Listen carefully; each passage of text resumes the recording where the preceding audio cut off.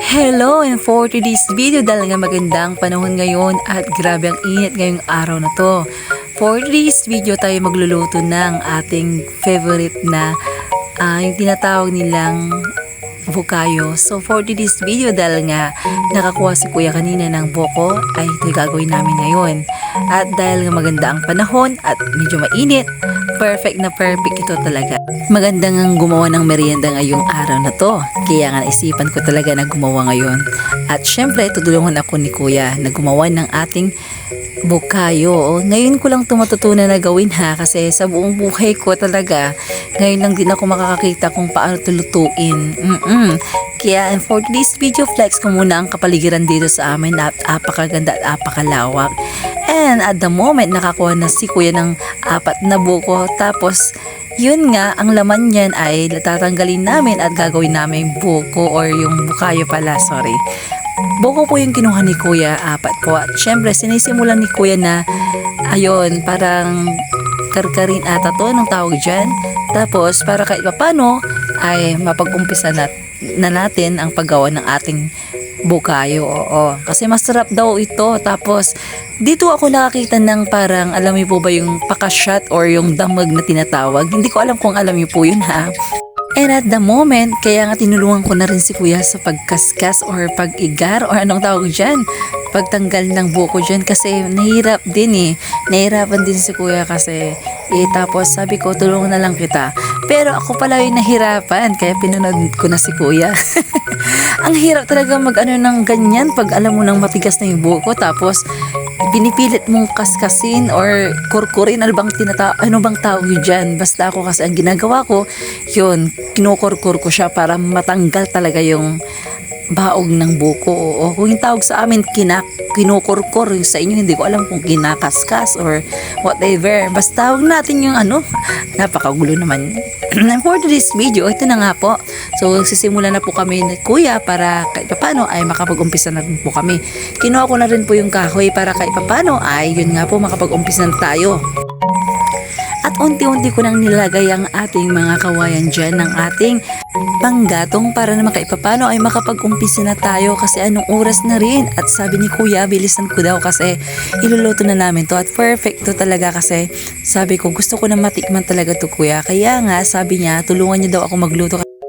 Dahil nga napansin ako ni kuya nang bagal ko talagang sindini itong mga panggatong. Kaya sabi niya ako na lang at syempre ka na lang dyan kung ano yung dapat mong gawin muna kasi hindi mo alam talaga magluto dyan. Kaya pinipilit ko talaga yung sarili ko Actually mga kabishda, sabi ko nga na gusto ko magluto sa mga ganito pero parang trying hard pa rin ako.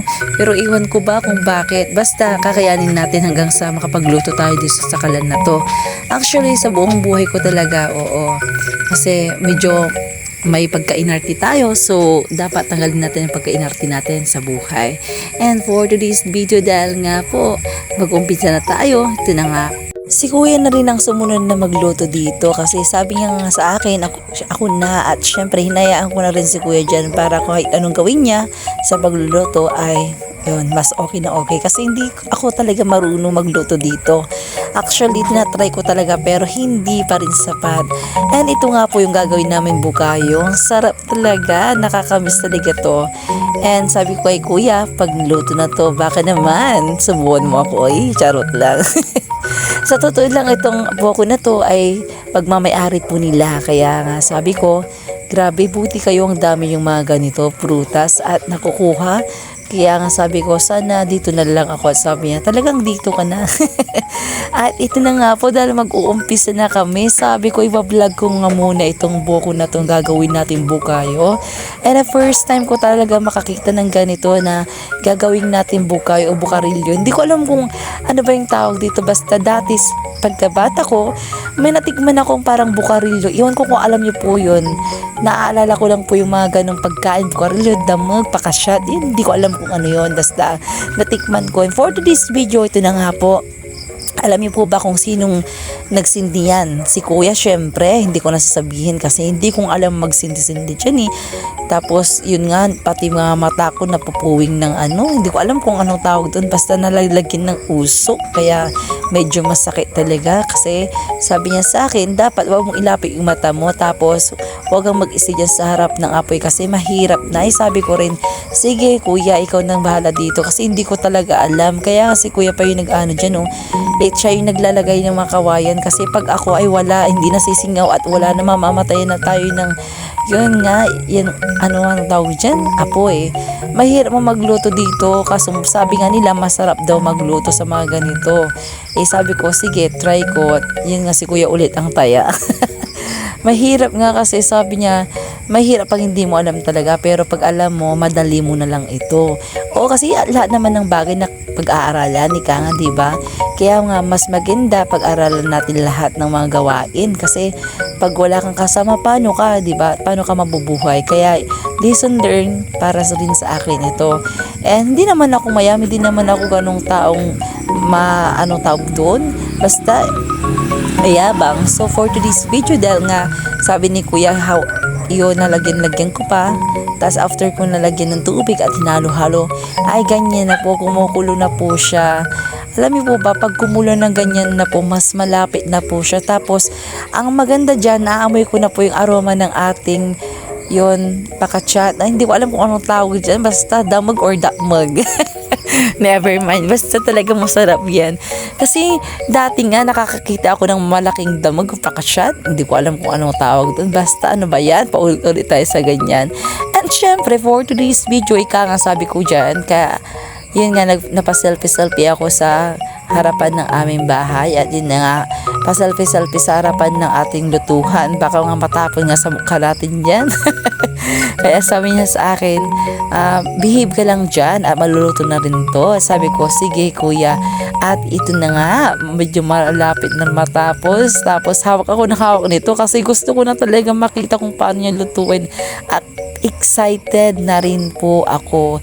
And for today's video, dahil natunaw na ang ating damag pakashat or anong tawag yun, damag, basta yan lagay na ni kuya para naman kahit papano ay yan mag-combine yung sugar niya and then yan maging creamylize siya, and yun pag nano talaga ay mas masarap.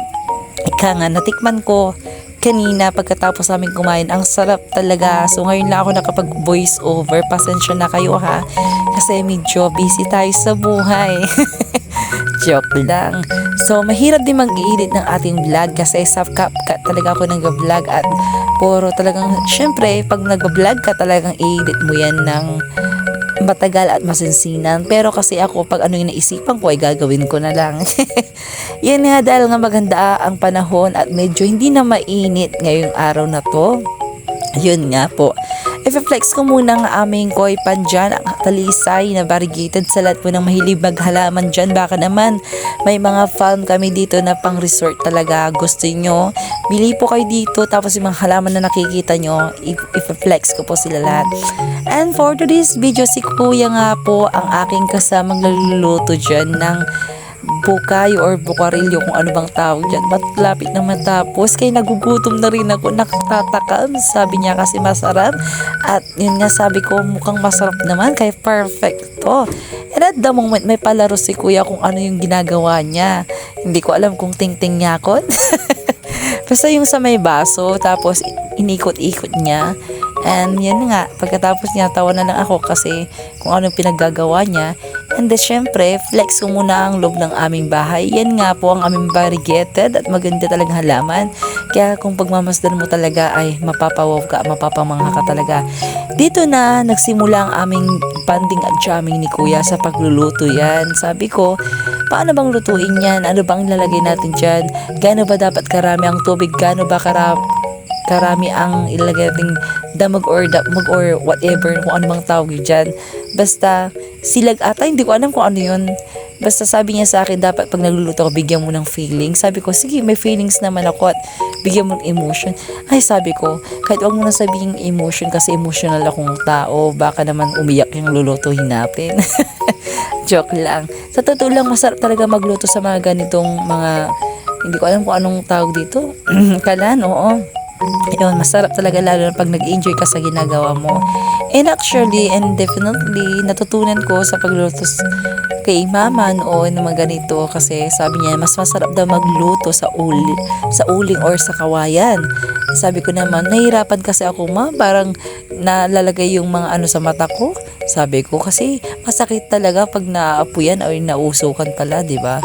At sabi ko kay kuya, ikaw muna dyan kasi sasayaw muna ako, sabi ko. Kaya sumayaw ka. And at the moment, sabi ko, ito na po ang ating napaka-special na bukayo. Masarap talaga to. At syempre, kapag ititaste mo talaga ito, ay grabe, mapapawaw ka talaga sa sarap nito.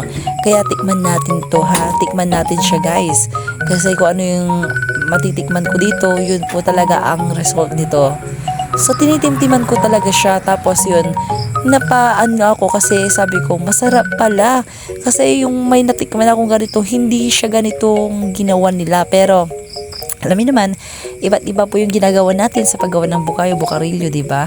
Nakadepende rin po sa paggawa natin. And for today's video, maraming salamat po pala sa lahat ng nanonood ng aking vlog. Please follow me on Facebook, please share to your friends, and please subscribe me, and please 10 star para magkaipapano ay makapag-umpisa na rin tayo. Bye bye, maraming salamat.